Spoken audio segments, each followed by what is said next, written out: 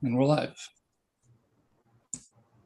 Hello, welcome to a new series of Socialist Action webcasts in the fall of 2022. My name is Elizabeth Weiss. I'm the Federal Treasurer of Socialist Action, a member of the NDP Socialist Caucus Steering Committee, a past Secretary of York Region Labour Council, and a retired member of the Canadian Union of Postal Workers. We acknowledge that this event is taking place on Indigenous lands across Turtle Island, known as North America. That includes the unceded territory of the Mississaugas of the New Credit, the Wendat and Haudenosaunee people in a place called Toronto. We join in the fight for justice, recognizing that there can be no real reconciliation without restitution. That entails seizing the assets of the big resource corporations and returning them to the commons. Tonight's topic is Socialists in the October municipal elections, with Andrea Pinochet-Escudero running for Vancouver Park Board, Sean Orr running for City Council in Vancouver, Daniel Tarade, candidate for Toronto School Board, and Wally Abro, City Council candidate in Ward 14, Toronto Danforth. Unfortunately, Senator Griffith Bonaparte in Ottawa is unable to attend tonight, and Danny Drew, MSA candidate for mayor of Guelph, can't be here now, but may be with us later.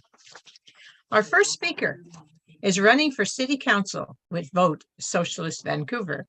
He is a writer, musician, artist, student, dishwasher, and activist living and working in the unceded Coast Salish territories of Vancouver, British Columbia. Known for his wit and fiery rants in his Scout magazine column, Tea and Two Slices, as well as his onstage antics as frontman in the hardcore band Knees, or is the son of Northern Irish immigrants who instilled in them a fierce humanism. From the housing crisis, a failed drug war, the long history of racism, the horrors of climate change, to holding media and politicians accountable, or brings a raw yet informed energy to everything he does. At City Council, he will be no different. Please welcome Sean Orr. Thank you very much for that introduction. That was great. You definitely did your research there. Yeah, so we're running with a brand new party in Vancouver called Vote Socialists. We're the newest party, although there are some other parties in the election that are claiming to be the newest party. They're also claiming to have released their platform first, and that's not true. We released our platform first. We started because we were kind of inspired by a movement in Barcelona called Barcelona in Common, and that's the municipalist movement.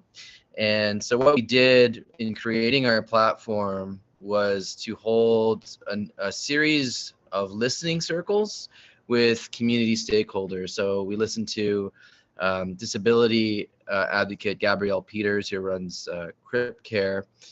We listened to the Vancouver Tenants Union, who are doing incredible work protecting renters.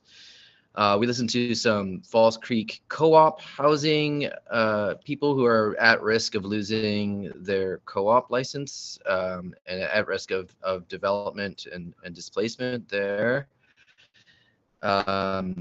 We listened to Pivot Legal, which is a legal kind of group in Vancouver that does a lot of work around policing.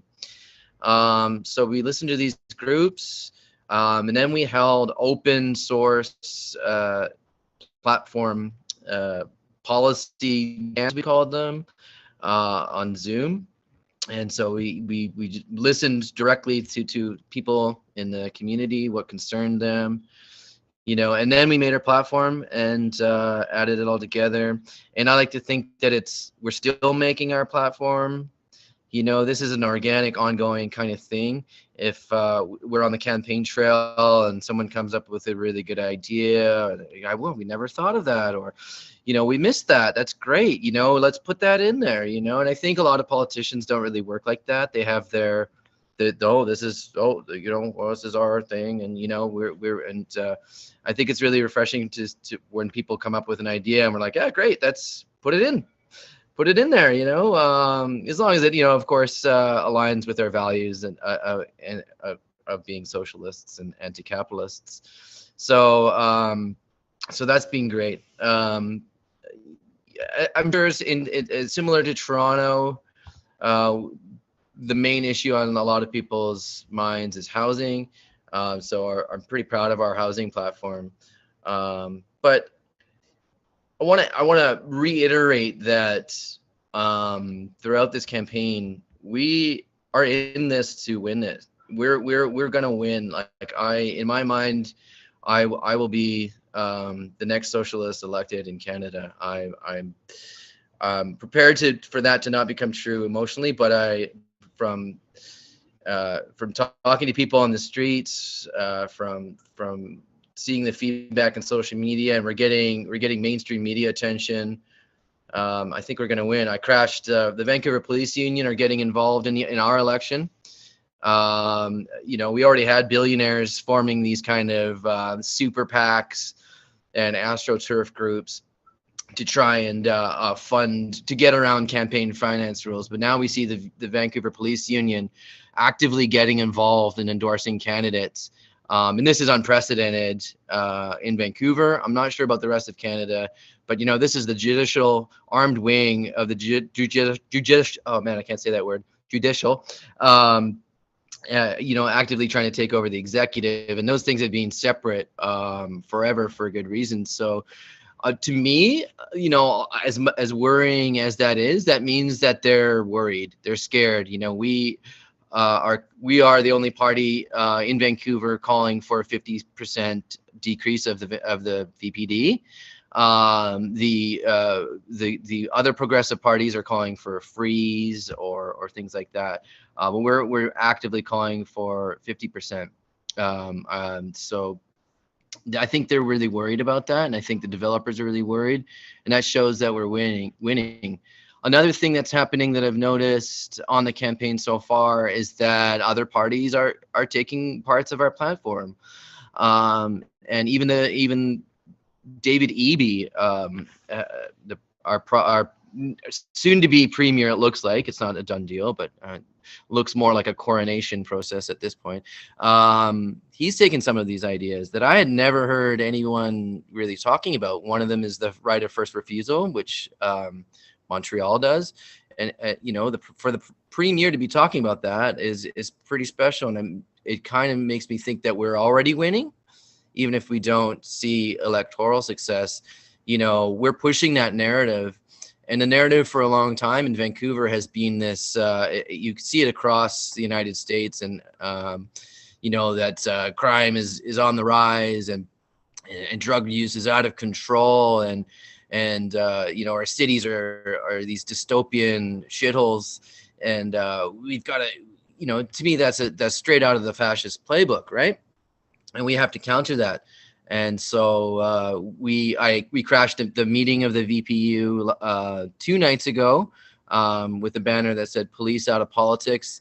So we're getting some media coverage there. We're on CBC Evening News, so I think that's a pretty big deal. And then last night there was a non-election related event called "Vancouver is Dying," and it's a guy, Aaron Gunn, who previously was kicked out of the BC Liberals.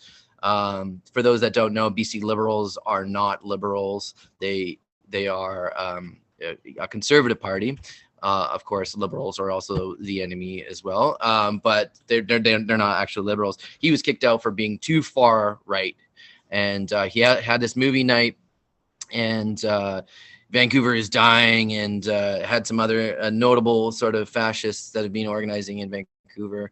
And so we crashed that as well, because we want to make sure that we're not intimidated by them, that we want to control the narrative. We want to offer alternatives to that narrative, that we could have a Vancouver for all, and we can have a city for all of us, not just the wealthy few.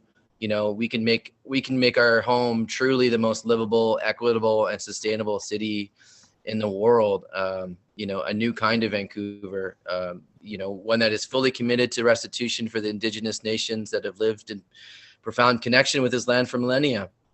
A city where everyone is guaranteed safe, affordable, and dignified housing. not as a commodity or a tool of financial speculation.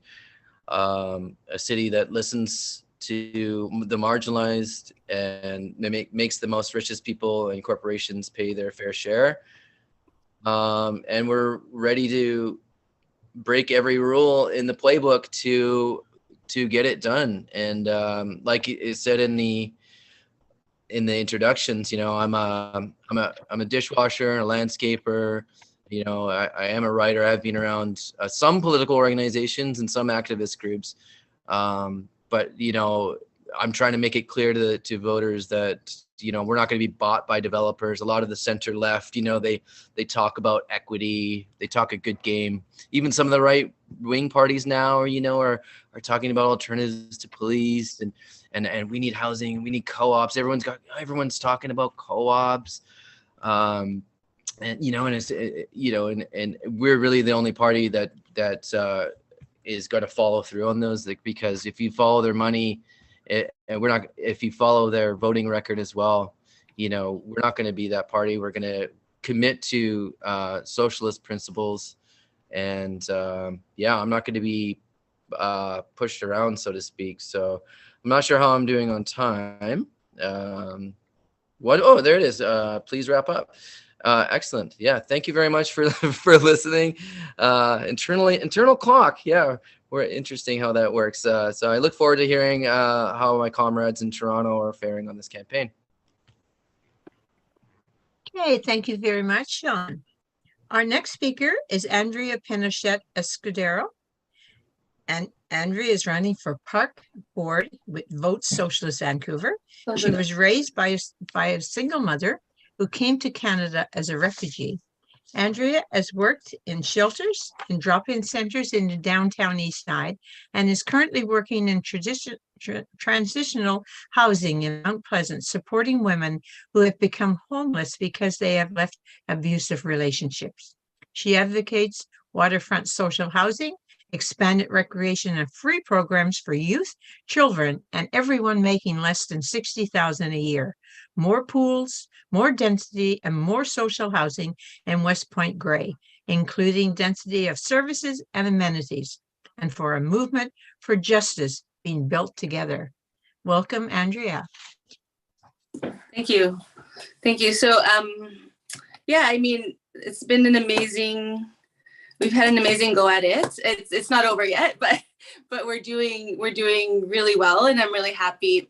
The party's 5 months old, so I think that has its limitations, and just the ability to be able to get out there and for us, for 50,000 people who are going to vote us in, to get to know us. So I think it's not a matter of convincing people; it's a matter of just people getting to know us almost. Which is a huge challenge. Vancouver is ready, I think, for a socialist to run. At first, I was kind of like, it was harder. You're kind of like, are we going to get attacked? I mean, and we definitely have been attacked. But it's really reassuring to see people's reaction. And even after we're at all candidates debates and we discuss things, and then I ended up, when my all candidates debate, I was like, well, Sean Orr says we're all socialists. And then it's just, people just agree. They're like, oh yes, like, we agree with your policies. People just don't know it yet. So I think a lot of our policies are making sense to people. And not only that, but I feel like even the right wing has a lot of like socialist talking points, like Melissa DeGenova, who's running for the MPA, historically, Vancouver's right-wing party, is talking about like affordable housing, wraparound services. So it's quite interesting, kind of the climate we're coming into this in. So definitely it's been easier because everybody seems like a progressive now. Maybe not a socialist, but a progressive. Anyway, so just a little bit. Thank you for the introduction. I think that was great.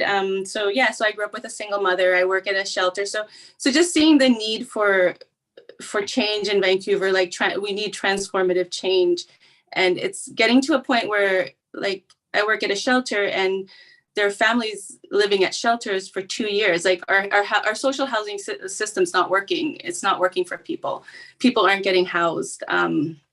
So I think it's very important that we say social housing. We say Vienna. We say they did it in Vienna. 60% social housing. Like that's what we're talking. We're not talking about trickle down, because a lot of the parties are talking about trickle down housing, and we're not talking like we're not leaving housing to the market. We can't, because it doesn't trickle down. And here in Vancouver, there's like all these different projects, housing going up. Like I think they call it and it was just like rental, just purpose-built rental buildings. So I called the other day for someone looking for housing, and a 1-bedroom is $2,400. So it's just not sustainable. And it's funny because there's a lot of criminalization of poverty and of people who are living without a home.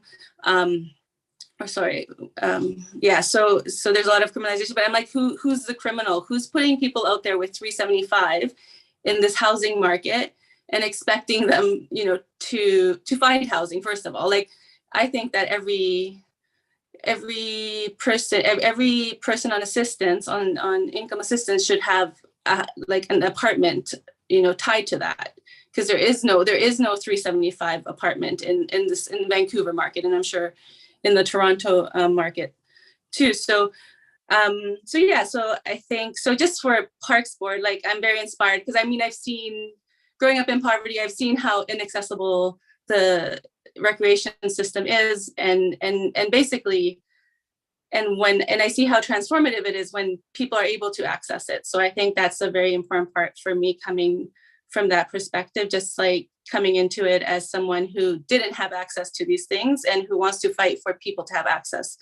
And everybody has the right to have access to recreation and housing. And anyway, so the most important for me, next to, so it's housing, food security, and recreation. Like, these are like essential for human well-being. So by running for Park Board, I'm able to kind of bring a lot of these topics, and just like the neglect of Vancouver to invest in its social infrastructure. Like our community centers are falling down. We have like 3 outdoor pools. We don't have a pool in every community. So you just bringing that to the forefront. Even today, we were at Sean and myself were at a high school giving a talk, and all of a sudden I said, it was pretty awesome. And I said pools, and and they were pretty captive. But when I said pools, everybody started nodding their heads. Like, everybody's like, we don't have enough pools.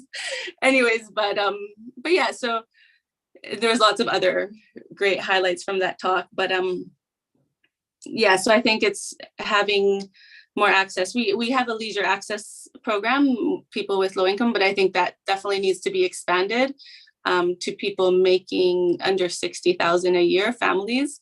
Because it's and people don't know about it. So when you invest in social infrastructure, you invest in population. So and also, but it has to be, I think it has to be, you have to go out there and you have to do outreach, and you have to say that we have these programs, because people are not accessing these programs. So it's very important to have access to the leisure access pass, and we need to expand that. So that's one of our pathways to change, is to expand the leisure access program.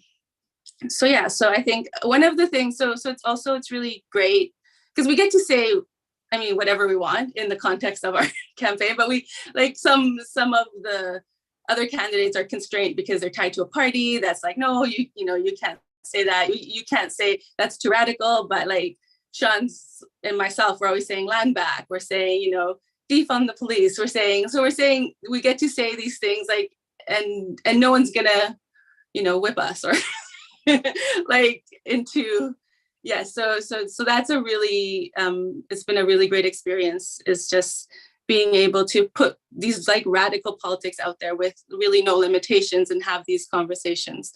So what else? So one of the things, and as Sean said, like, parties are definitely, so there's we talked about a shuttle bus, and the shuttle bus wasn't, wasn't my idea per se. Like it wasn't like, so we have Stanley Park, which is, there's been a lot of debate around Stanley Park because they took one of the car lanes and made it into a bike lane. So some people are unhappy about it. But we do need, I mean, Vancouver's like cycling and rolling infrastructure is ridiculous. Like it's super dangerous.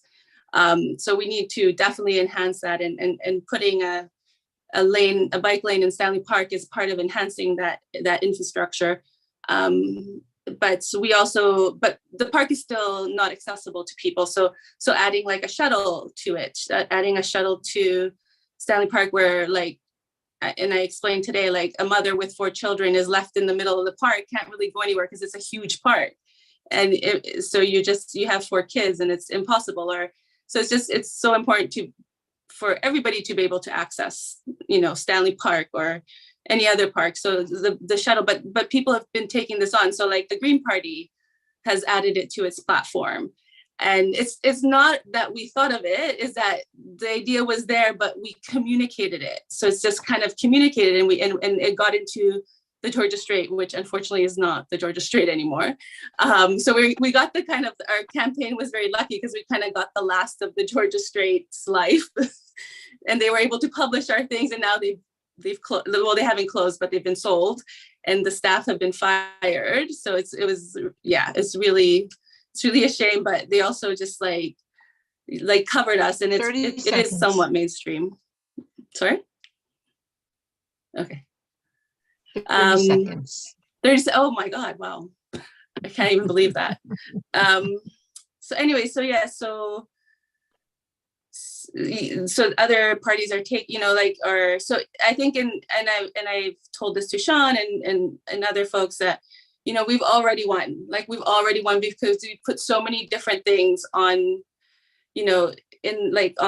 for discussion. Like we put so many things forward for discussion and policy, forward. So I think, so whatever happens on October 15th, we've already won, the Socialists. Thank you. Okay, thank you, Andrea. Okay, our next speaker immigrated to Canada as a child refugee from Bosnia and Herzegovina. Inspired by the discovery of insulin and his brother's experience with type 1 diabetes, he committed himself to changing the world for the better as a scientist.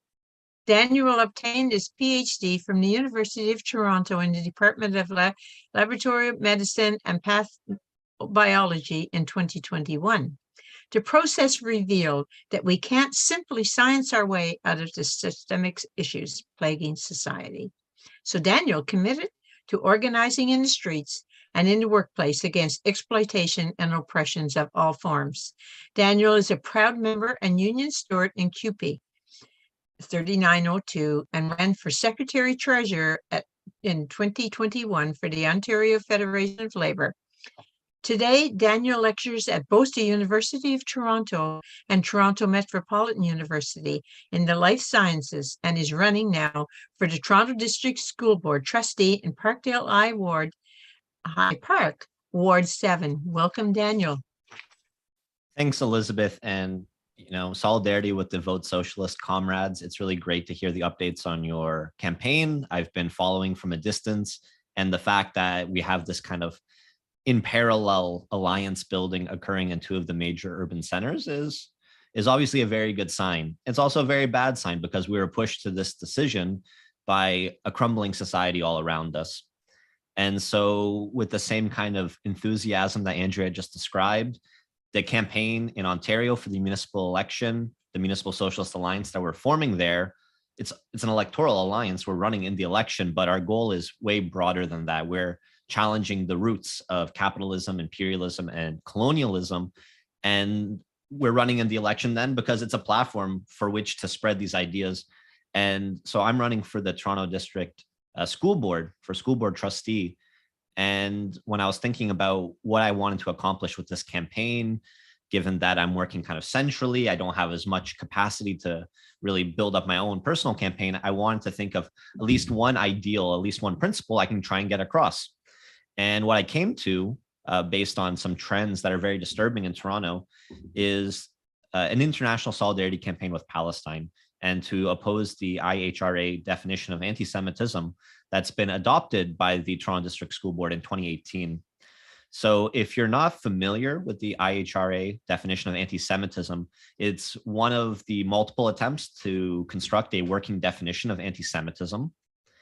And this the opposition to this particular definition comes from the attempt of this definition to conflate Jewish people with the state of Israel, and in that way provides a cover for the apartheid state of Israel. So the IHRA, in its preamble to their definition, they claim that criticism of Israel similar to that leveled against any other country cannot be regarded as anti-Semitic.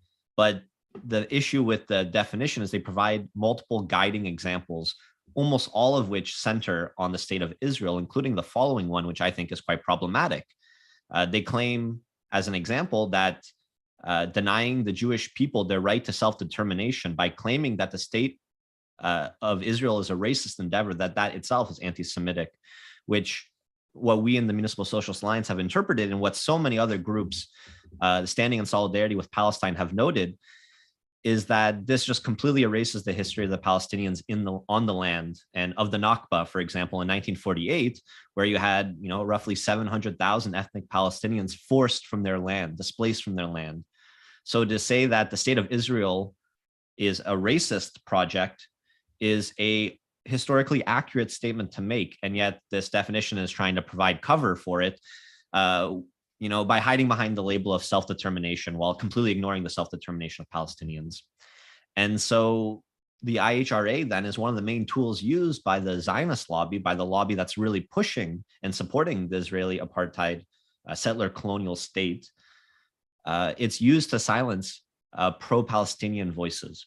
It's used as a way to smear supporters of Palestine as anti-Semitic, even in instances where it's very clear that the criticism is focused specifically on the state. And so an example I like to give sometimes as a counter to that argument is, it's no more xenophobic to criticize the Chinese Communist Party, for example. You can criticize a state institution or a state without criticizing the people living within that country, all of them.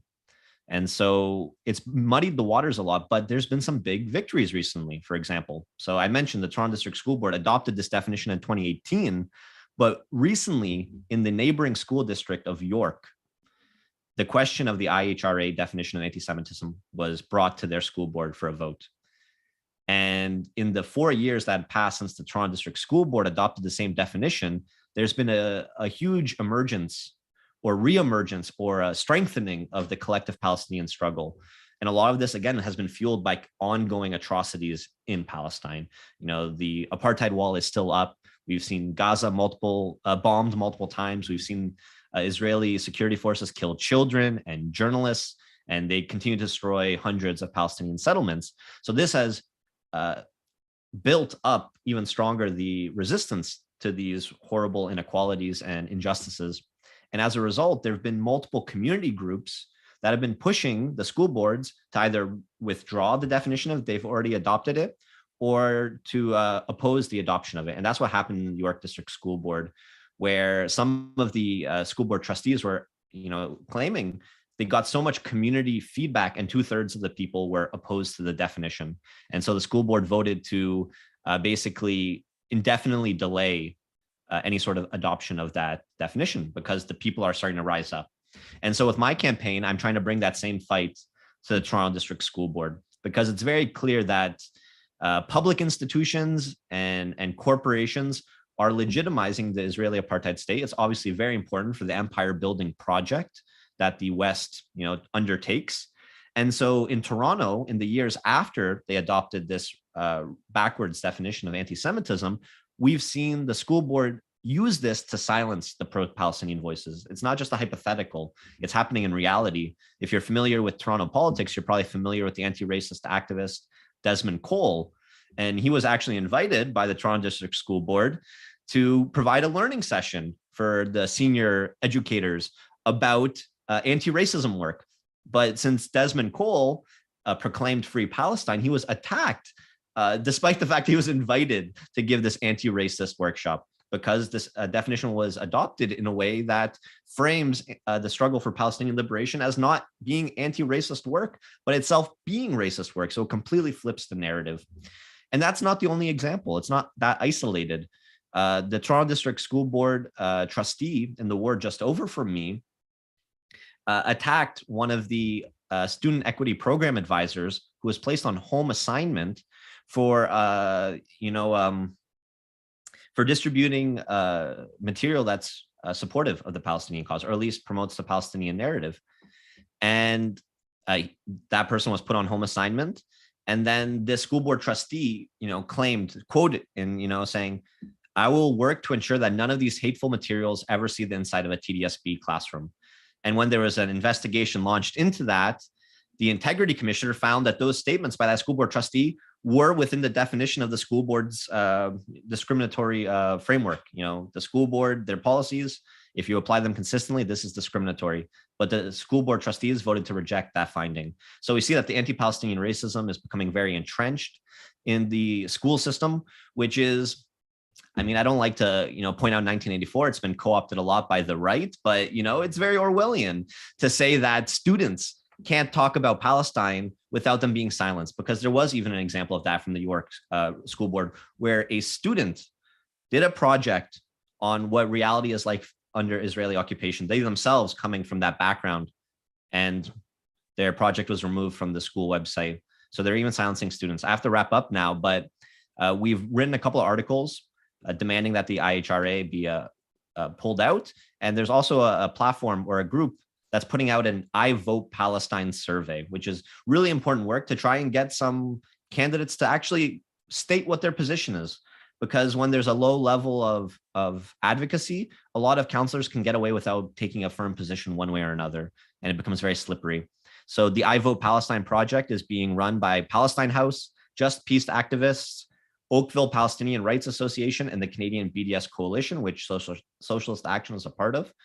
So check out that work as well. And if you're passionate about the Palestinian struggle and you want to bring international struggles even into the fight for the school board trusteeship, well, reach out to the Municipal Socialist Alliance, and solidarity with all the other comrades running in municipal politics. We need more voices.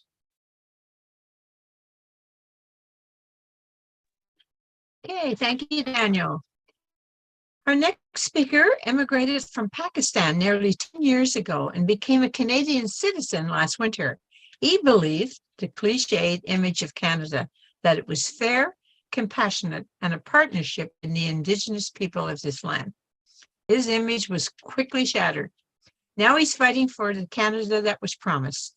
Wally has long been an advocate for electoral reform, holistic social supports, and decolonization. He is an active volunteer for his community, keeps close to the grassroots, and is a passionate activist for Indigenous rights from Turtle Island to Palestine. Wally is running to be City Councillor for Ward 14, Toronto Danforth, on a platform that demands immediate housing for people experiencing homelessness or precarious housing, improve public safety by significantly defunding the police and pouring investments into the community well-being, and rebuilding Toronto's infrastructure with climate change and population growth in mind. Welcome, Wally. Thank you. Really nice to be here. Yeah, as Danny was saying, and as you were also saying in my introduction, actually, I'll start off with that, about my introduction. I immigrated to Canada 10 years ago, but only became a citizen this past winter. So that's obviously a very long gap. The reason being is that I didn't want to take the oath of citizenship because I was fundamentally opposed to recognizing the supremacy of the British monarch over Canada. It wasn't theirs to take, it wasn't theirs to claim.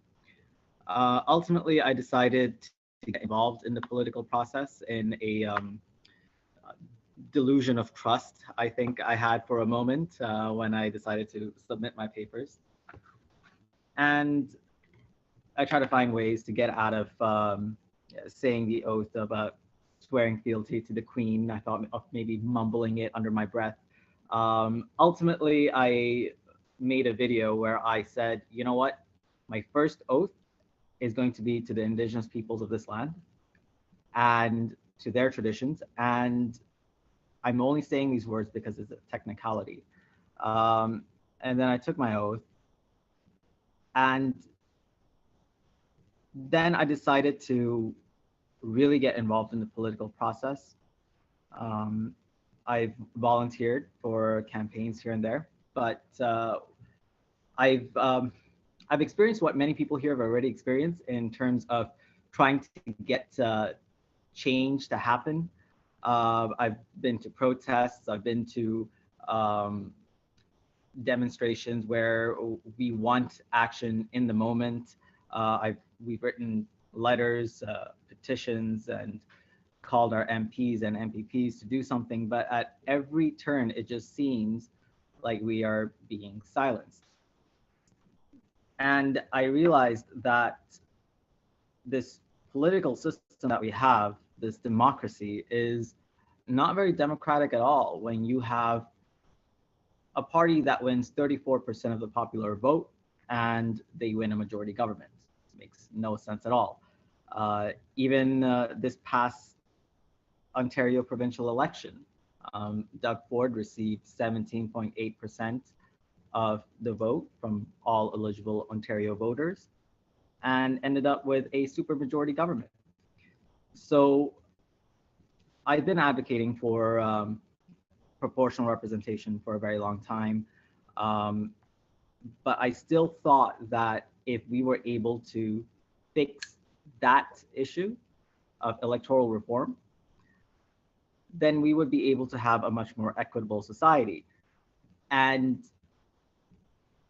the more I've been involved with this process, I realized that that's not true, because the process is rotten to its core fundamentally. Instead of using the police to enact state violence, which Canada does, instead of getting that to happen, the West has been very crafty with how it actually controls political thoughts and dissent. And it is by using the economy. It's financial terrorism. It is free market terrorism, where the big companies will always be able to overpower you if there is money in an idea, and if that idea is shutting you down, then you will lose. So I've taken a step towards more radical politics with joining the MSA, where we want to reduce the barrier to entry for lay people into the political process by defunding the police, by having ranked ballots at the very least, if not mixed member proportional. And I think a lot of people are very radicalized, much more than we realize. I remember when I first came here, I thought Canada was socialist. I was really happy about that. And just 2 months later, I got a job at Tim Hortons, which was my first regular job.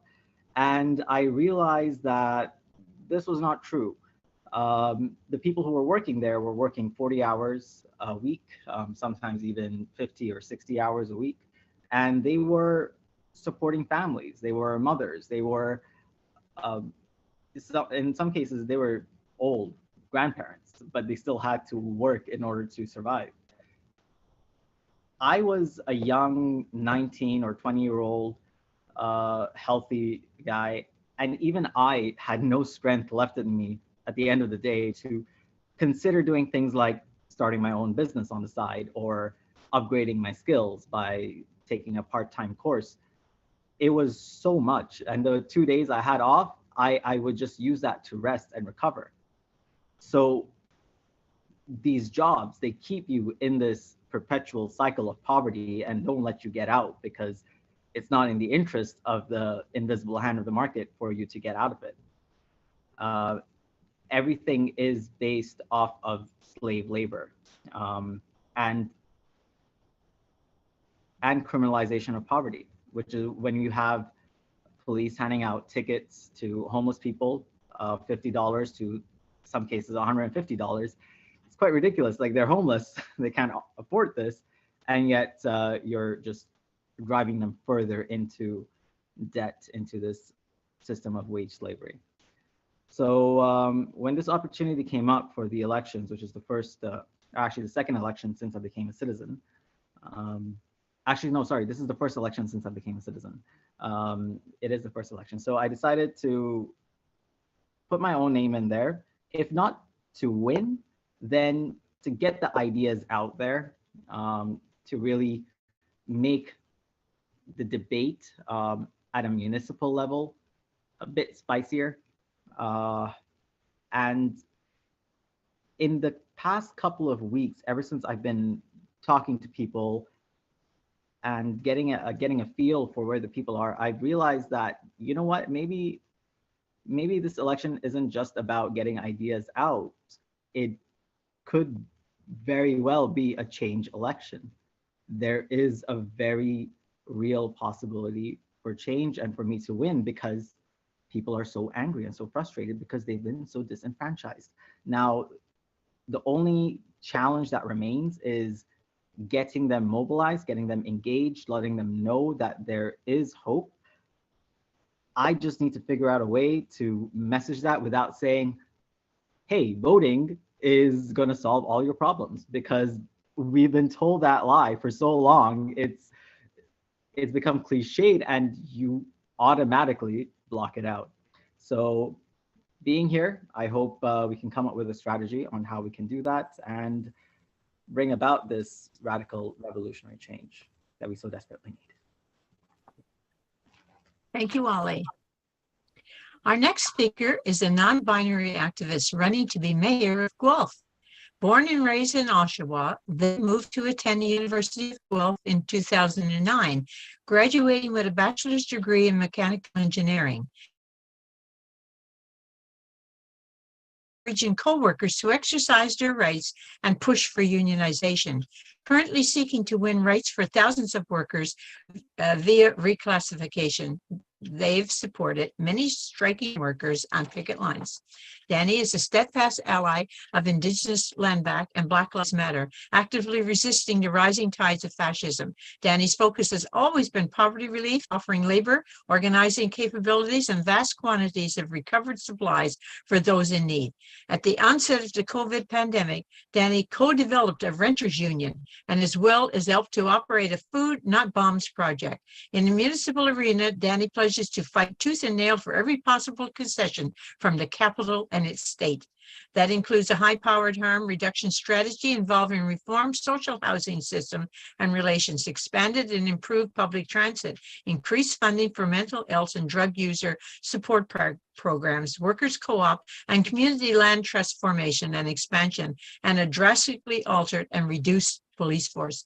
Danny, as part of the Municipal Social Alliance, campaigns for a workers' government to increase class consciousness and spur unionization, mutual aid, and local self-organized.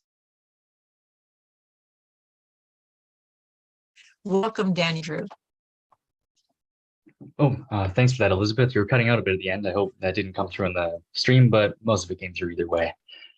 Yeah, there's a lot of stuff. I feel like we have a lot of similarities here as candidates. Like, Daniel, you were saying how you can't science your way out of this stuff, you know, and that's basically where I came from. When I was going through engineering, I became more and more disillusioned with the ability for, you know, technology and whatnot to do anything.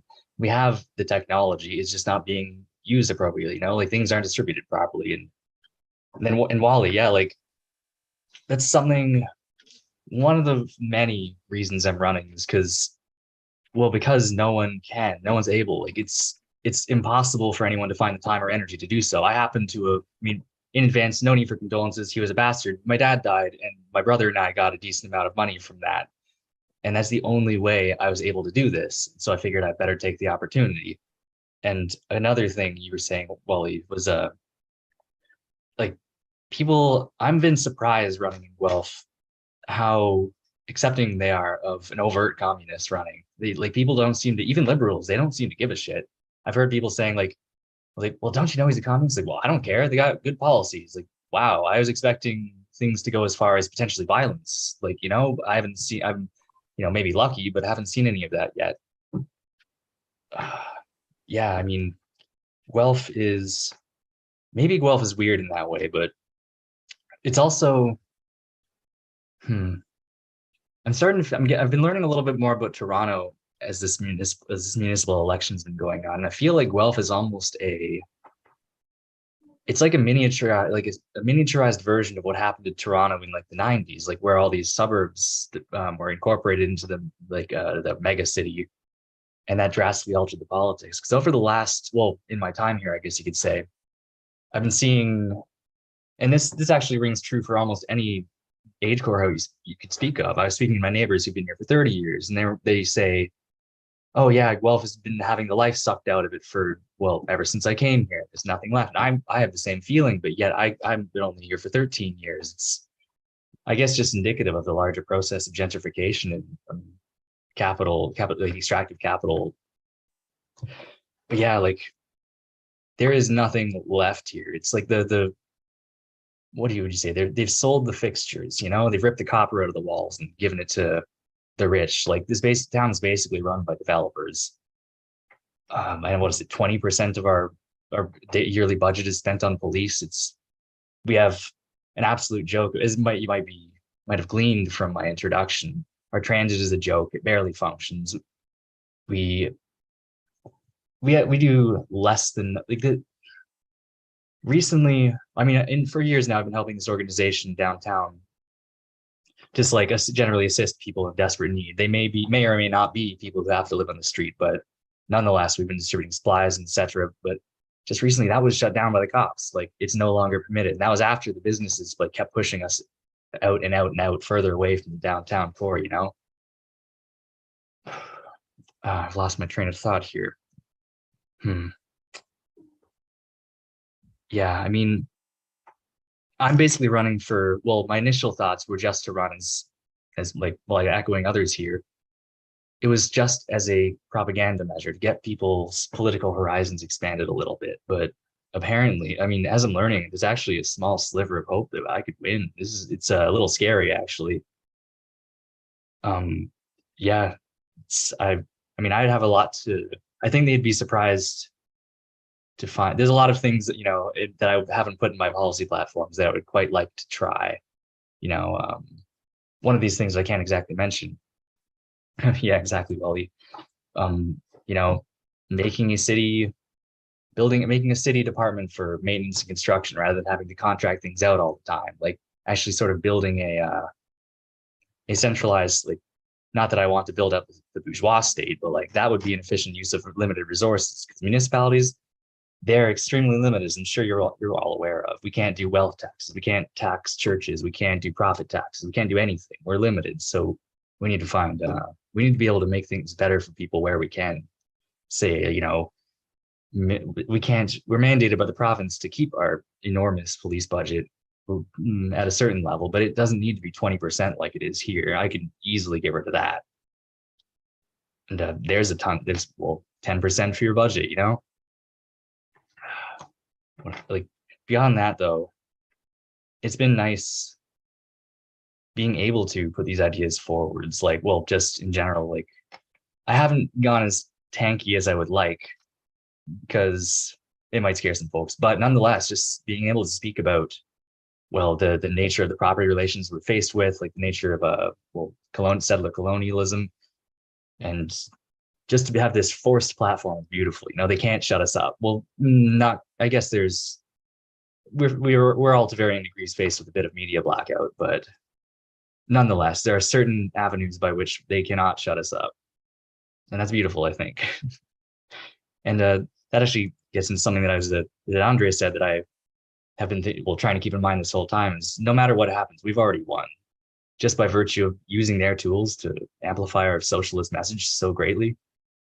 It's free real estate, you know. Like it'd be great if any of us won, because that would just be now that would really scare someone, you know. That would really scare the ruling class. But nonetheless, this is a great, well, I'll speak maybe a bit from my perspective. Like part of this is basically maybe not such a cold way, but I'm collecting names and numbers, you know, to organize for when I lose.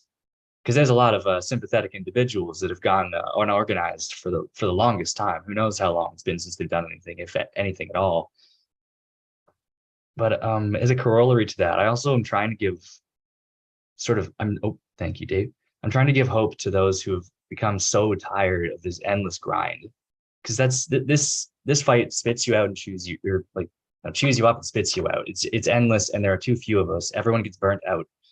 I just wanted to be able to use maybe send some of my energy, as it were, into these people that have done so much already and gave up. Maybe bring them back into the fight, because that's where it comes down to, is instilling hope in people. The alienation we're subject to every day is just crippling. And I shouldn't use the word crippling, I'm sorry, but it's crushing. And yeah, we need to give people hope such that they can take action. Otherwise, we're going to be stuck. We're running out of time, I mean, and so am I. There we go. Okay, thank you very much. All right, so before we go into our question period, I just want to say to those listening in our audience that if you agree with what you've heard and what you will continue to hear tonight, please join Socialist Action. Just sign up at our website by calling 647-986-1917 or www.socialistaction.ca. Okay, so I want to thank Sean, Andrea, Daniel, Wally, and Danny. And now we're going to go to our producer for some questions. As I explained earlier in the program, we will put 3 questions up. They will be in the chat. And also Dave, our producer, will read the questions. Because we have so many panelists, you're only going to get 3 minutes to answer 3 questions. Well, you can answer 1, 2, or 3.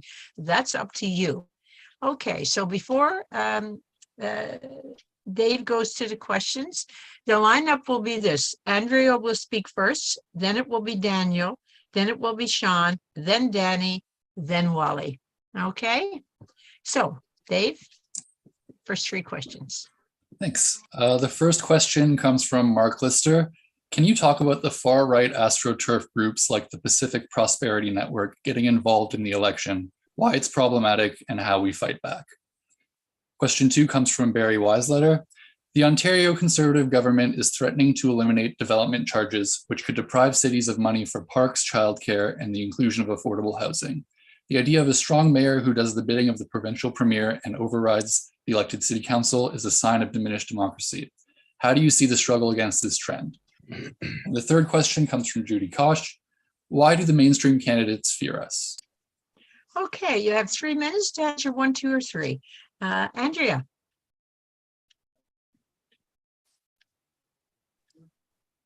I guess I'll answer, why do the mainstream politicians, was it dislike us? Is that what it was? Yes. Well, I mean, it's interesting because, yeah, you just see how people kind of react and to the name and mainstream politicians. And then, so my first debate, I came in and I have a long name and I'm also running for Vote Socialist. so the moderator goes to the guy and I was just kind of like, oh, no, they're going to be nice to me, So the Green Party Parks Board was sitting beside me and the moderator goes, oh, I'm sorry, I put you beside the Socialists to the, and I was just like, okay, whatever. And so I made a joke and when I did my introductions, I was like, oh, well, I'm sitting beside the Green because we're talking about the Socialist Green Alliance. And so the Green guy didn't like it very much, but everybody laughed. Sometimes they can be quite dry, these all candidates meetings. So always try to put some humor and some joy into them. And so, yeah, but and then he mispronounced my name like 5 times and then asked me to teach him how to say it. So anyway, which I wasn't expecting, but yeah, so there's definitely a little bit of hostility, but people and people don't want to be associated with us. But I mean, it had a nice ring to it where Tom, the Green Party candidate, was like, well, by the end of the debate, he was like, well, I kind of like this Green Socialist Alliance. So at first he was like, he was very hostile, and then throughout we kind of won him over with our ideas. So yeah, and I mean, I think we're attacking the system, and I mean, I think the kind of the neoliberal left, the people who think the housing will trickle down, I think they might be a little bit annoyed with us, because we're like, no, it's actually not going to trickle down. It's actually, you have to create social housing. And so I think that's something that people are like the kind of more mainstream left that's running, like Forward Together, which is the mayor's party, and then there's Vision Vancouver, and to some extent One City. So I think that it's kind of, because we are taking them up on these things, and housing's not for profit, it's for people to live in. It's not for developers to make profit in. And they're like, well, how are you going to get developers money so they can make housing? And it's like, no, we need to use our land. We need to use not our land. Sorry, not our land. We need to use city-owned land to create social housing. Yes, that's it.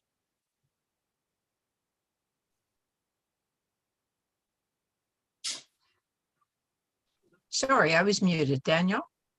Yeah, thanks, Elizabeth, and thanks, Andrea. I'm going to tackle the second question. It's an Ontario-specific one, but if you haven't seen out west, Doug Ford, our premier here, fresh off a supermajority, like Wally mentioned earlier, is floating the idea of a strong mayor, where starting off in Toronto and Ottawa, the mayor would be able to overrule city council on something if it's coming down from the province. And so this is a really great example to point to the incrementalists out there and the reformers who think that, if we just get a few people in there, we can take over from inside. It's like, no, they'll rewrite the rules before you even get in there, because the system is designed to protect itself at all costs, the profits of the wealthiest people.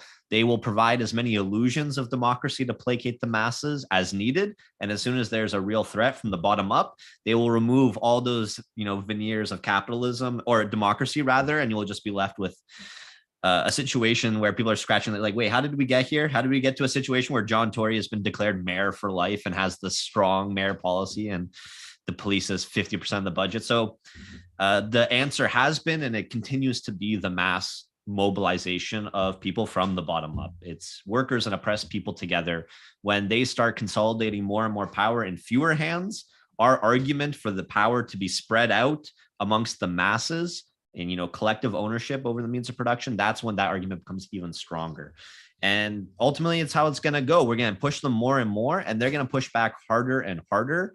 And our arguments will become more and more clear in sharp relief to the totalitarian reaction that we will receive the moment any socialist movement really gets its legs going.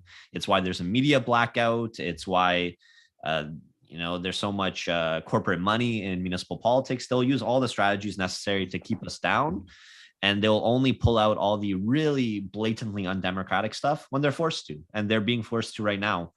And so our answer doesn't change, because we want wholesale, bottom up change. We want the workers and oppressed people to run this city, the majority of the people to be in charge, for the workers in every workplace to have a democratic say in how that workplace runs, the people in each neighborhood having a say in how their neighborhood operates. And so when they go undemocratic, we go mass movement in response. And hopefully, we can break down some of the sectarian walls between groups as the situation becomes more urgent and more desperate. And people will be more willing to overlook some disagreements we may have, which will appear very small in comparison to the huge risks that we all face as a society. So I'll leave it there. Thanks. Thank you, Daniel. Sean? Yeah, really good points there. Really enjoyed that. Somebody on the while we were Main Streeting the other day said if elections made any difference, they'd be illegal, and maybe that's not too far off in the distant future. But I said to him, well, why don't you come stock fridges with us? Because our parent organization, the Democratic Socialists of Vancouver, run fridge stock in the spirit of Kropotkin's mutual aid. So I mean, you don't have to participate in elections. I realize it's just one strategy among many. So yeah, come stock fridges. I realize the importance of mass movements, and I think we've incorporated some of that into our campaign by listening to Vancouver Tenants Union and promising to allow tenants to organize collectively in their own buildings, much like they did recently in San Francisco.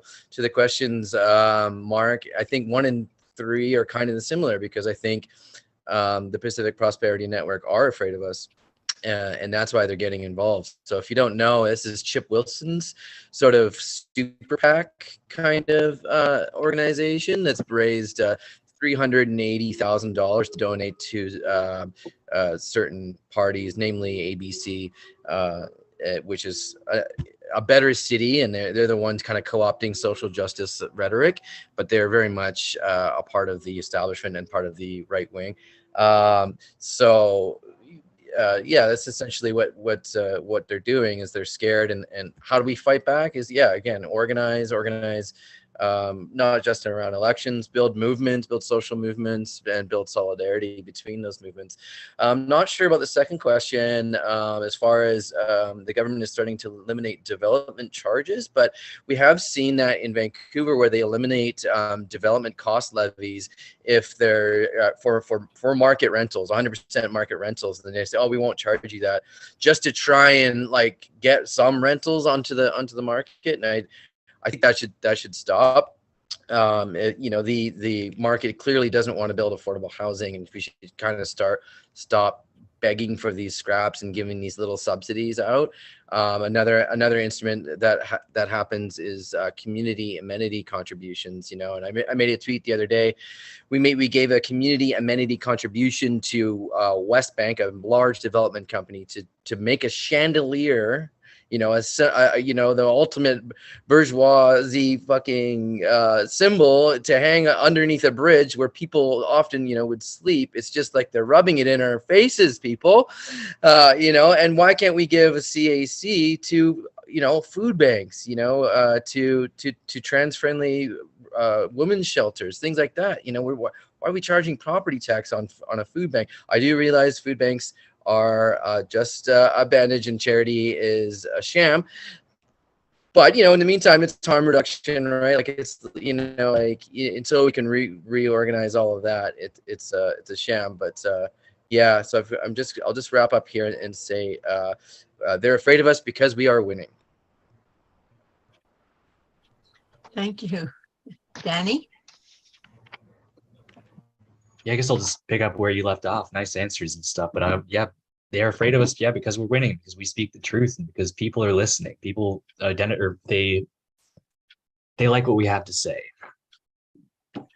Another thing, like speaking of, actually no, I'll address the questions first. I wanted to jump off of something you were saying there, Sean. But since, as regards the Ontario Conservative government threatening to eliminate development charges, that's not something that we could directly do a lot about, besides a revolution. But as regards the strong mayor initiative that they want to push through, Bill 3, I think if I get in, that the council, there's not a single chance that we'd have to worry about that being put through here. Then, council vote, no matter how right wing it is, if they had an overt communist sitting there, imagine what I could do with that power. Not that I would necessarily want it, but they'd never give it up.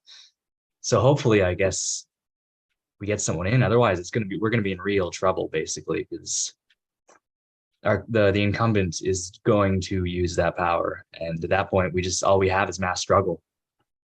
That's, one of the reasons we gotta not just run, but as I was kind of indicating earlier, build connections with the people that we're making contact with, so we can build a movement after the fact.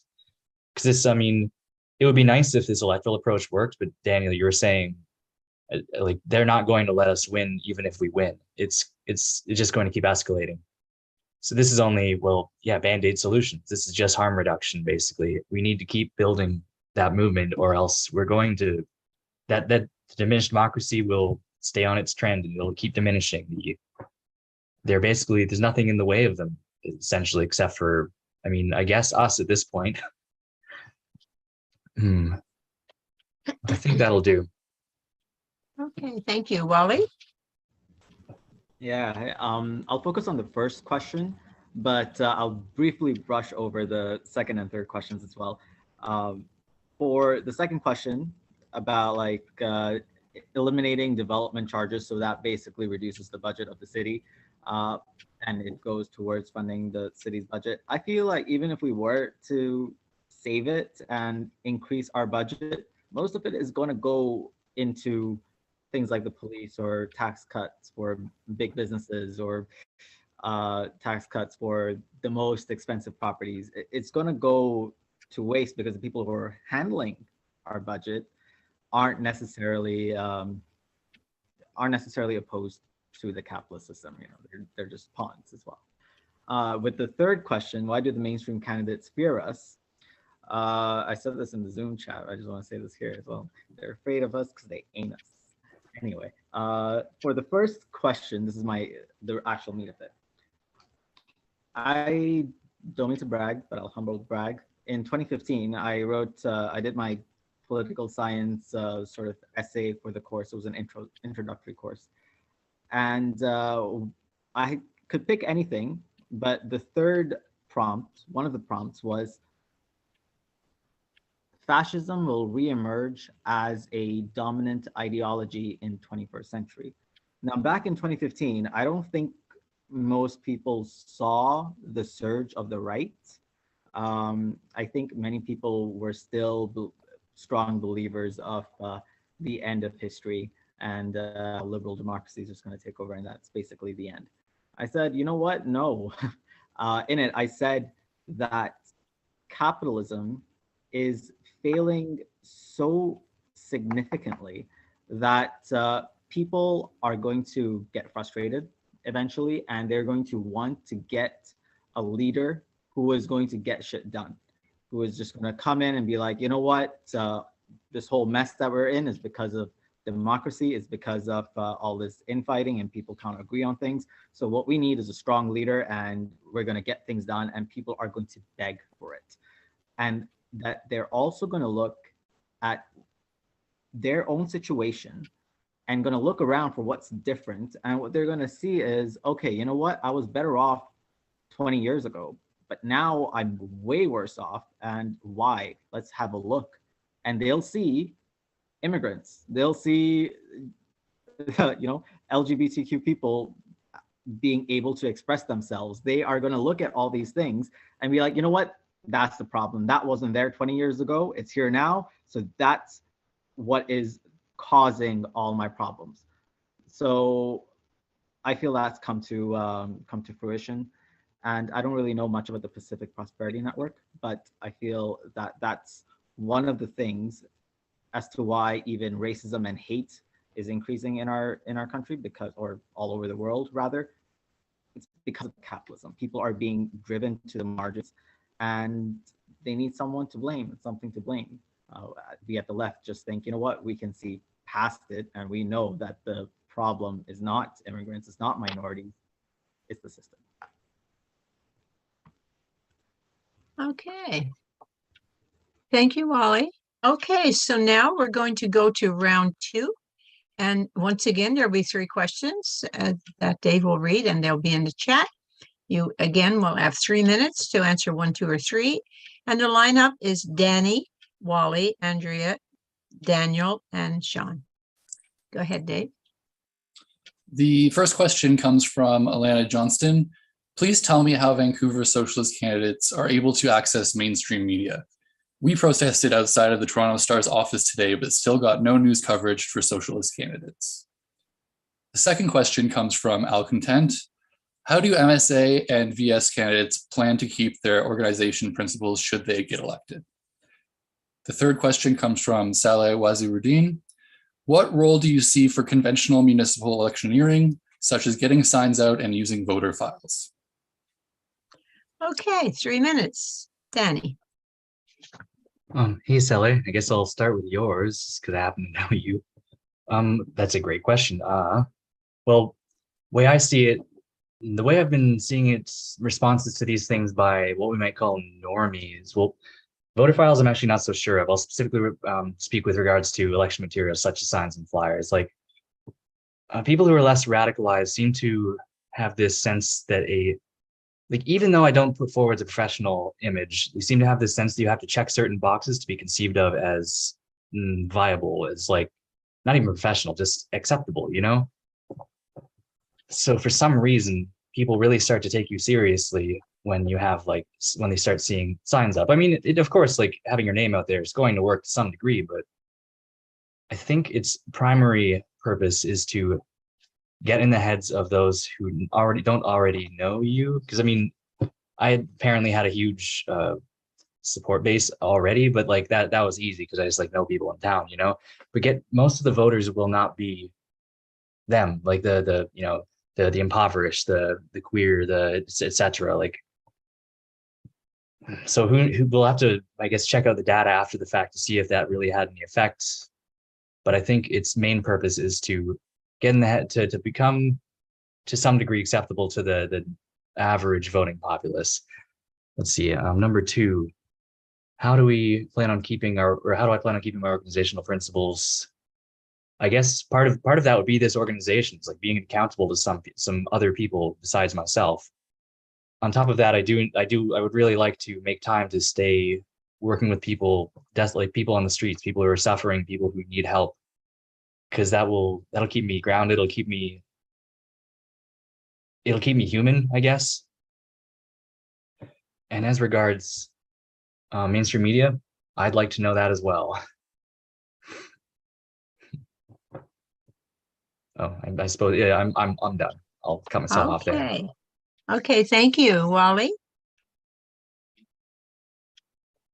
Yeah, so I think what really caught my my interest is, well, you know, what do you see the role of what role do you see for conventional municipal electioneering, such as getting signs out and using voter files? Now, you see, this is very something that I've spoken about a lot, because whoever wins the election is usually the person who spent the most money. And that's also just another way in which the system reinforces itself, the two evils, which is basically our fraudulent electoral system and capitalism. Money wins elections because the more money you have, the more money you can spend on ads, getting your name out there, and winning by some trick of human psychology, which is that when people walk into the voting booth and then they see your name, be like, you know what? This is the name I recognize most. So I guess this is the best person for the job, because, you know, if they weren't, then why would people be plastering his or her name everywhere? Well, it's because they had money. And even when we have these nominal programs to make it more accessible towards people who don't have money, such as the rebate program in the city of Toronto, which is that up to $300 that you donate, you're going to get 75% back in a rebate. That doesn't really work because poorer people still don't have access to that capital in the first place. And it comes a year later, so it doesn't really help. And even spending limits, right? Your spending limit, if you don't want to get the rebates, you can actually spend as much as you want. It's really fraudulent, in my opinion, and very dishonest. Even with getting your message out there, it's all about the money. So I believe that the city of Toronto, at least the city of Toronto, should have a public debate platform that is independently organized and held for all candidates to actually debate on a common platform. And any other form of campaigning or electioneering, nah, that's not allowed. Just have a debate on the issues. And your message can be on the City of Toronto website, and you can put anything you want there. Yeah, I think that would be a lot better for local democracy. I don't really know about the Vancouver stuff, or to keep our promises. I think, again, that's an issue of transparency. So democratic reform, electoral reform. Thank you, Wally. Andrea?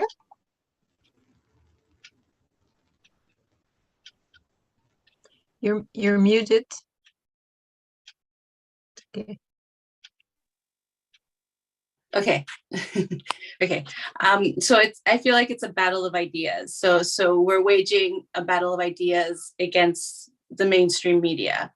And I think it's important to do capers, to get mainstream media to kind of see you. In past campaigns, we there's been like, people have done like a piñata, like they were going to raise the rent like 4.5%. And in the past campaign, we did a piñata, and we had tenants, hit the piñata. And so that was really, I think that was really good. And it got like mainstream media out.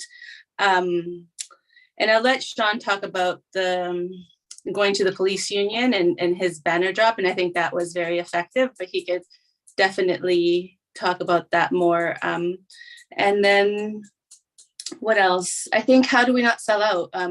How do we keep to our promises? And I think it's important that nobody's tied to money. Like, as long as the elected people, even if it's like money to want to fund a nonprofit, like it's just like, it's so important not to be tied to developers. It's so important not to be. So our responsibility is to the people and to bring policies that are going to make everyone's life better. And I think, for me, that's something like that. What is a politician except for somebody who needs to make people's lives better and run society in a humane way, in an egalitarian way? That's what I see it as. And even when you have like interests, so it's just, you just have to be careful of different people's interests. And I kind of trying to say something, but I'm not trying.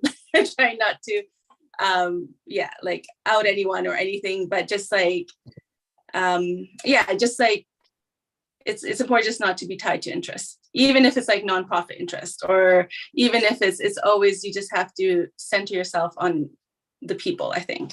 And that's the responsibility. And then there was I think creating an image of a real campaign, like of a campaign that has posters, that has like lawn signs, that has, and I'm not sure if I'm answering the question right, but like just really projecting like a professional campaign is so important. And I think that's helpful to get media, but that's also helpful just to and just voter contacts and just running a campaign, like, and we've learned how to run campaigns because we've run with different organizations, like with COPE and just with COPE basically. But so we've learned, and NDP campaigns to some extent, so we've been able to learn from them. But yeah, I think that's about it. Okay, thanks, Andrea. Okay, so we have Daniel. Yeah, thanks, Elizabeth. So again, any tips on how to get into the media? Sure. We did a protest today outside of Toronto Star. It's just a full media blackout in Toronto, essentially, except for some of the smaller media. But that kind of gets to the last question about, how do you use other different strategies? Like, everything is fair game as far as I'm concerned. You can make a lawn sign, you can do posters, you can do business cards, you can go on podcasts, you can do leafleting, any way to get your message out there and to connect with people. It's necessary to do. You put up a poster in a bus shelter, and then you get contacted by someone who wants to volunteer on the campaign or wants to join your alliance. And so that's how we have to go. And, it's just trying to find what's going to get in front of the most eyeballs or in front of the most people. And then in terms of how do you keep yourself to the principles of the organization. And so some of that work is done obviously before you start the campaign. By building this up as an alliance, we're accountable to each other. If there are people in the alliance that do get elected and all of a sudden they betray the principles that we democratically adopted together, then they will be kicked out of the group, I guess, if they don't, follow what we've all done. And in that way, you can at least keep the base, the grassroots organizing going, even if some of the people that get elected betray you. So rather than a top-down thing where we have a leader who builds a campaign around themselves and then they get elected and don't do what we all volunteered with them to do, rather than that, we built it up collectively, grassroots together. And we haven't done this with the MSA. It hasn't been a conversation that we've had, but it's at least an idea that in some other united fronts that Socialist Action has built, we've used as a pledge as well. But even if you get elected, pledging to not take any more money than the median wage of, let's say, a unionized worker in your union or someone in your ward. That's one of the ways you get this kind of a management class, or like a petty bourgeoisie class growing, where, you know, you become an elected official and then all of a sudden you're making 3 times the median wage, and you don't see the issues in the same way as you used to. You don't take public transit anymore. You don't have to worry about making rent, or you're not living paycheck to paycheck anymore. So part of that's just, I mean, the alliance in the first place, the people that get drawn to an alliance like this, you know, workers and oppressed people, right? There's not a ton of Champagne socialists that are, you know, looking to join our alliance, and that's okay. So, you know, have the principles from the beginning, and, you know, work with principled people, hold each other accountable, and then, you know, remember, it's not about you. It's about all of us. We will win or we will lose together. Thank you. Sean? Yeah, I want to reiterate that we met with Shama Sawant of Seattle, the Socialist Action counselor there, and she does something similar. She doesn't take her full salary. She only takes the average wage of workers in Seattle, which is super inspiring. In Vancouver, the counselor's wage is the average wage. So yeah, I could take a little less, obviously. I mean, it's $90,000, and that's triple anything I ever made in a year as a dishwasher. So yeah, no problem there. But again, yeah, like I firmly recognize that I'm just the face of this larger group, the Democratic Socialists of Vancouver and Socialist Alternative in Vancouver as well. So yeah, I have to keep that in mind. I've at the beginning of that campaign, I kind of found myself shifting into kind of like a tone switching and a bit of like, oh, I'm a campaign mode, I have to do this. But just recently, like with those stunts, I was able to like, no, this is what I'm supposed to do here. I'm supposed to, and my slogan is punch up, not down. You know, I'm supposed to take these people to task and to challenge the levers of power. To answer the first question about those stunts, I would ask a question in return. Did you send out press releases? You know, we have, you know, the answer would be to hire somebody like, you know, like Derek O'Keefe. You know, he's done an incredible job. Sorry, do you want to answer, Daniel? Or yeah. Sorry. Yeah, hire a communications expert, a communication director. Spend that money. It's totally worth it. You know, send out press releases every time you do a stunt like that. You know, hit everybody up so that they can't ignore you. For this stunt, I just messaged CBC's Justin McElroy. He's a Vancouver, the Vancouver desk at CBC. I just directly messaged him on Twitter. I said, "Will this get any coverage? Will you do anything about this?" And I think he saw that it was blowing up on Twitter. That's another thing. I mean, use social media, use it. I have 6,000 followers on Twitter, and it's just I built that up over a long time. You know, and use it. Don't be afraid to use it. Message those people directly, and I think that's what happened. I got on the CBC, but now Press Progress is getting on it. The Tyee here is getting on it because it snowballs once it starts, you know. So, and then quickly on the other question. Yeah, I like Andrea's answer there. You know, it's very important to show that you're serious and you know, go leafleting and go and put up lawn signs and things like that. I think it's really important to show that we're in it to win it. You know, we are in it for the long term as well. We are in it to build the movement and strengthen the movement, but we are serious that we do think that we can win this. So thank you. Thank you. Okay, so we're going to go to round 3. We have several questions, so I want to apologize now to our audience that's listening that we can't get all the questions in tonight. We're going to be running over time as it is, but we're going to take 4 questions, and you still only have the 3 minutes, so you can pick 1, 2, 3, or 4. And the lineup will be Wally, Sean, Danny, Andrea, and Daniel. Okay, Dave? The first question is, if you don't get elected, what steps will you take to continue this work within city council, schools, and parks? The second question is, can you talk more about the role the Parks Board has in fighting for food security? And I'll pose that to everyone, the role that city council and school boards have in fighting for food security as well. The third question is, what does non-reliance on the market to solve the housing crisis really mean? What form should public ownership take to assemble land and build housing to meet human needs rather than private profit? And the fourth question is, how do we convince people that voting is not enough and we need to organize and mobilize? Okay, so you have 4 questions. You can answer them all or one. It's your choice. And the first speaker is Wally. You have 3 minutes. Oh my God, there's so many good questions here. I want to answer it all, but it'll take far more than 3 minutes. In terms of how do we convince that people that voting is not enough and we need to organize and mobilize, I think if we were to win one of these positions in office, that would be an excellent platform because it's someone on the inside telling you, hey, this is not enough. And trust me, I know this system is rigged against you.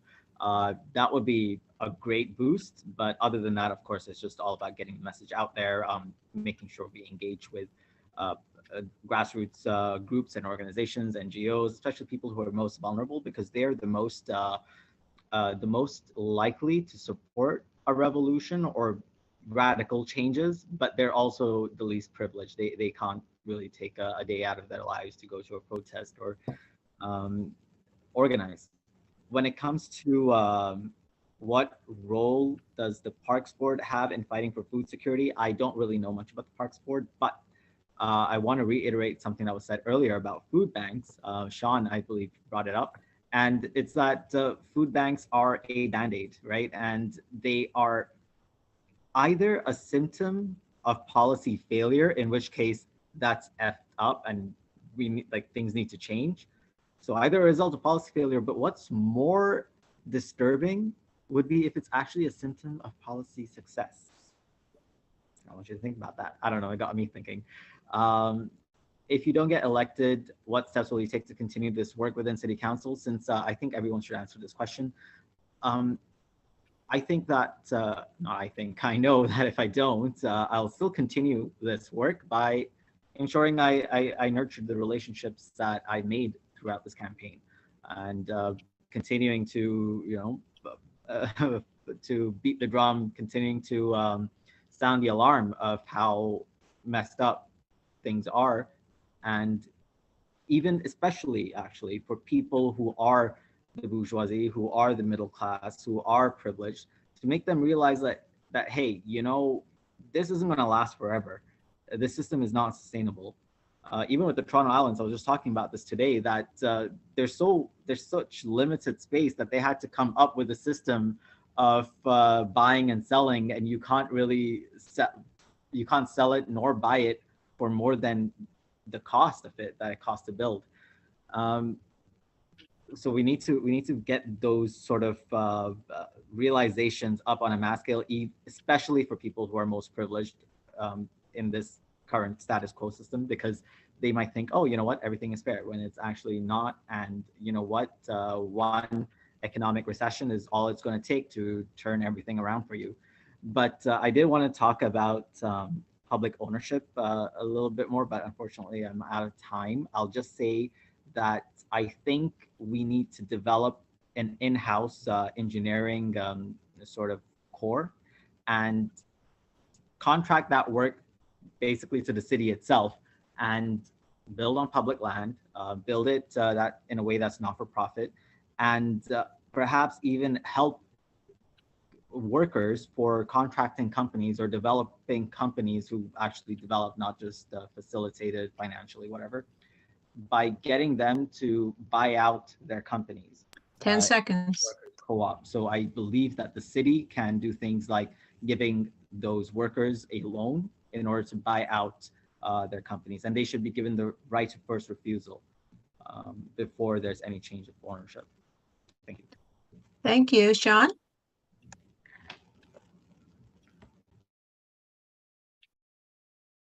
Yeah, thank you. I Sean? want to expand a Okay. little bit about Wally said there at the end.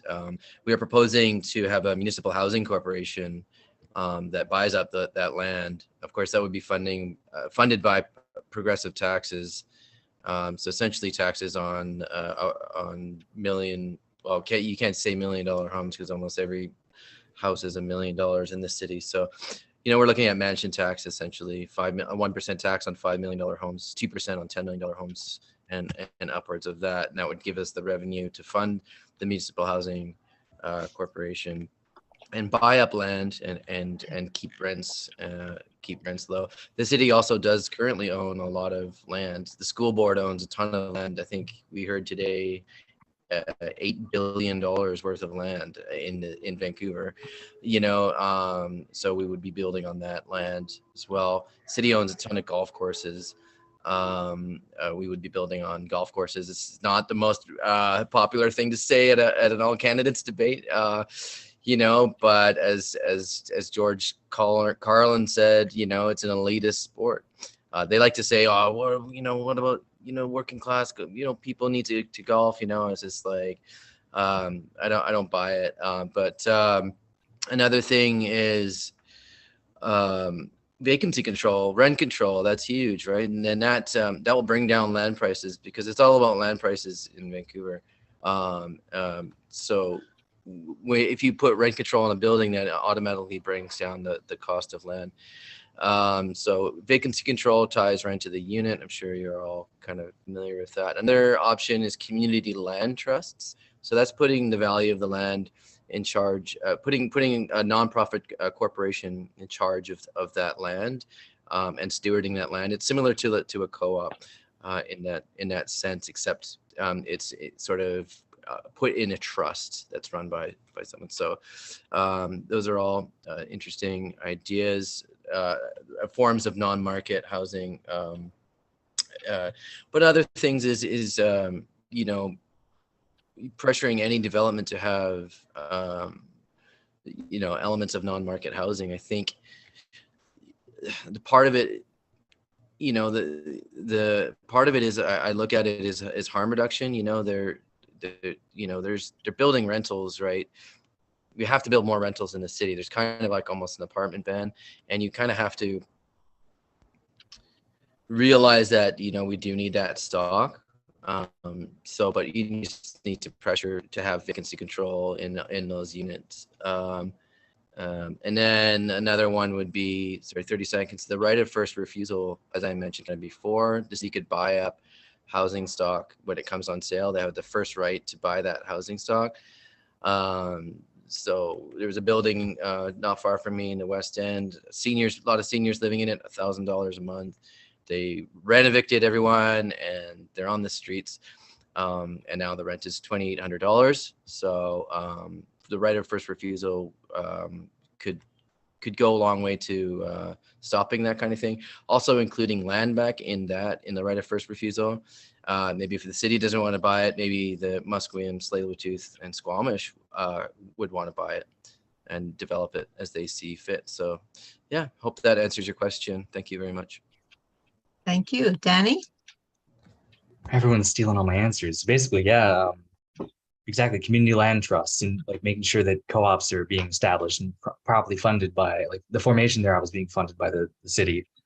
Well, again, I love that you brought up again the idea of basically like a state engineering corps for the municipality, because then we just save a shitload of money and, well, produce local jobs and whatnot, like good paying ones that are tied to like inflation. And you couldn't exactly force a union on them, because as the city, you're their boss, but you could encourage them.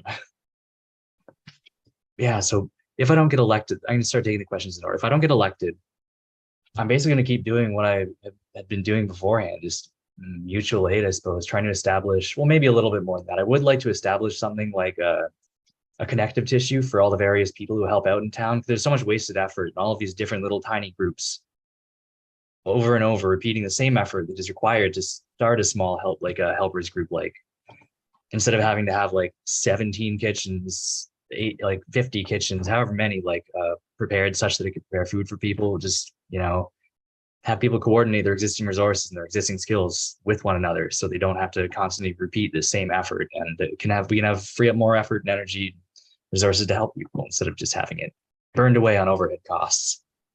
But yeah, largely just continuing to, well, not even largely, just continuing to organize as well. Like a bunch of us left the Communist Party with after the recent, for very, very many reasons after the recent fiasco. They're still here, basically like all the old applicants, the younger communists, they're like running an intermittent reading group.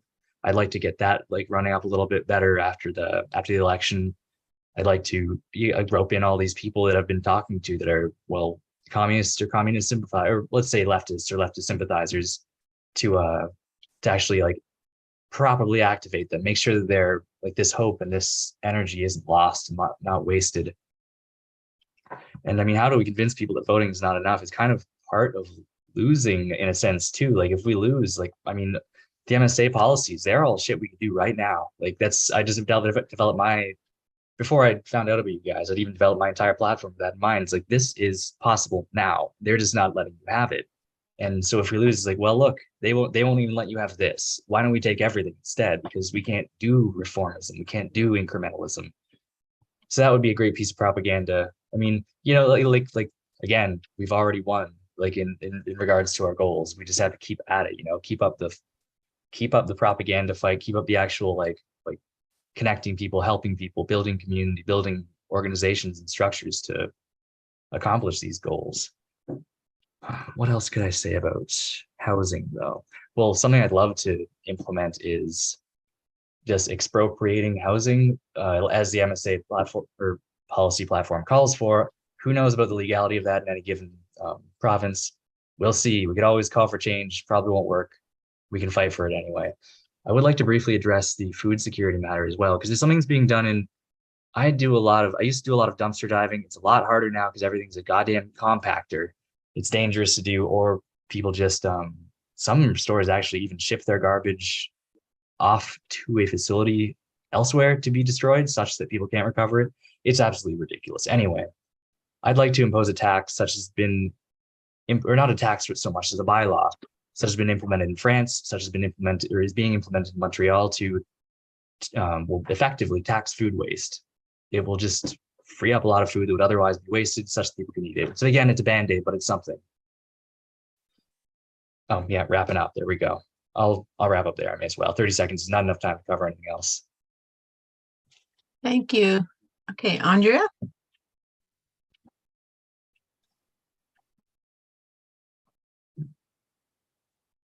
I think you're mute. Muted. There you go.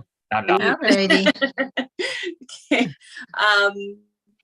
So yeah, just food security. So I had the privilege of working for the city of Vancouver for the Carnegie, which is a community center that's like right on Main and Hastings, which is kind of like, yeah, like the downtown east side core, where a lot of folks using are living in poverty, and that's kind of the concentration of the area. A lot of the services are there. So I got to work for the Carnegie food program. I was a cashier, and it's just kind of serving food with dignity. Like it's like top chefs cooking amazing food for like $2 or even free, because we have like people who would come in who have more money, like workers from the area, and they would pay, instead of paying $2.50 for lunch, they would pay $5, and then that $2.50 would be left for somebody who couldn't pay, and then the meal would be given free. So I think the Parks Board could really like support the same program that's run by the city. So, but the Parks Board would definitely be able to have that at all community centers. Like, and poverty just doesn't exist in the downtown east side in Vancouver. It exists all over Vancouver, and more and more so now with the growing housing crisis. So I think if every community center ran like a meal program, I think that would be amazing, and served 3 meals a day for people who needed it, and at no cost or a very little cost, or where other people could contribute. The Parks Board could also the Parks Board could also set up, I think, like a lot of these fridges have been popped up, or like these little pantries. Like, you know, what if people could just go and, you know, and take or give as they, and the Parks Board could provide a space for that. Like, that would be really cool, like a mutual aid, but where it would be more organized, where some, you know, like, and the Parks Board could also contribute to stocking the fridges, or stocking and giving electricity to the fridges, or, you know. So I think that would be really cool, and do community outreach, you know, for people who can donate. Yeah, so there's a lot of, I do at the transition house, I pick up food from Whole Foods, and deliver that, like, just, you know, deliver that. So yeah, like if there was programs with like the Parks Board and like Whole Foods, where, you know, oh, okay, things could, I really don't have a sense of how long I talk, apparently. So things can, yeah, so things can be used again. Yeah, and how do I convince people that voting is not enough? I think at the talk today, I said that I told the students, I'm like, also occupy, because everybody's like, how can you get involved in politics? I'm like, occupy offices, come occupy. If you're not happy with what I'm doing at the Park Board, come occupy it. You know, come, you know, have a student strike, do walkouts, you know, just, it's definitely important. Both things are so important. And how do I convince activists that elections are important? Like, so like, I think that question goes two ways, because people don't want to get involved. And I mean, I'm totally guilty of that too. For most of my 20s and 30s, I was like, not that. But like being involved in like electoral politics, it's like the amazing conversations that you can get, the you know, you can convince people. There's, yes. So I think it goes both ways, but definitely, yeah. That's it. Thank you. Thank you. Daniel?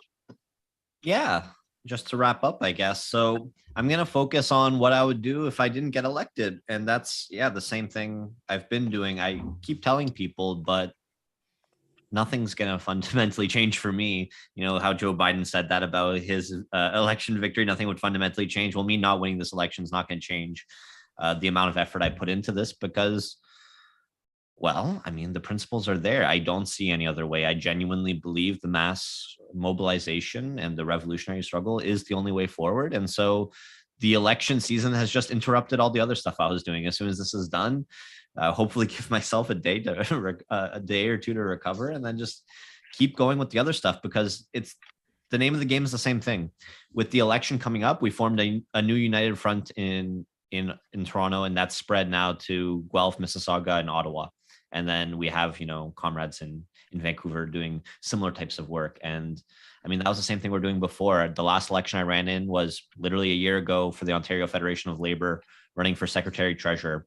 And the same idea with that. I ran for that, not thinking I would win, but again, to run on the principles of mass job action up to and including a general strike, to overthrow the Conservative premier of this province that is enacting state violence against the masses of workers and oppressed people.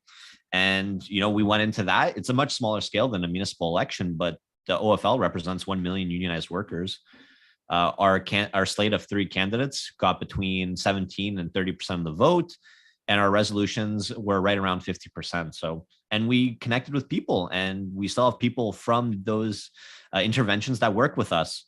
And in these early days, it's both quantity and quality. I think about when we first ran a United Front campaign in the Ontario Federation of Labor Convention in 2019.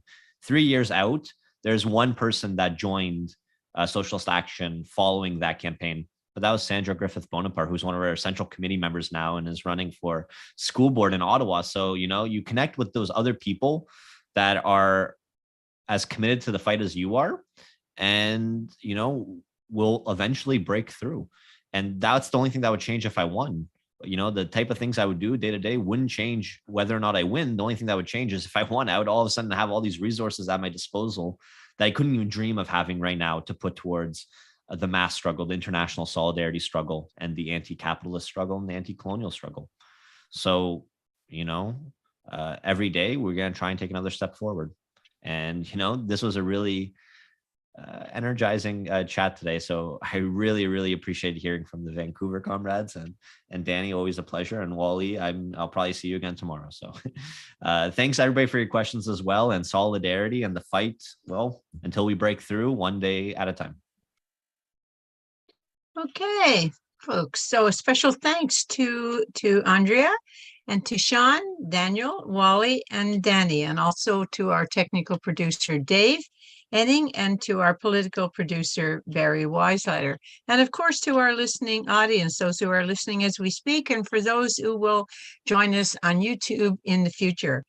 So if you would like to be a supporter of the Socialist Action newspaper, we will send it to you online. You just need to fill out a form at www.socialistaction.ca, and we will see that you get it. Also, if you would like to talk to us about joining SA, write to socialistactioncanada@gmail.com or call 647-986-1917. This show, as I said earlier, has been recorded and can be seen on Socialist Action YouTube channel. The next webcast will be on Thursday, October the 13th, 7 p.m. Eastern Time, and the topic is Canada, a Peacemaker, featuring Eve Engler and Tamara Lawrence. That's on Thursday, October the 13th, 7 p.m. Eastern Time. The Zoom link is on the SA website. So, on behalf of Dave and Barry and myself as hosts, thank you again. And in the meantime, till we meet again, please be safe, stay healthy, stay active. Bye for now. Bye. Thank you.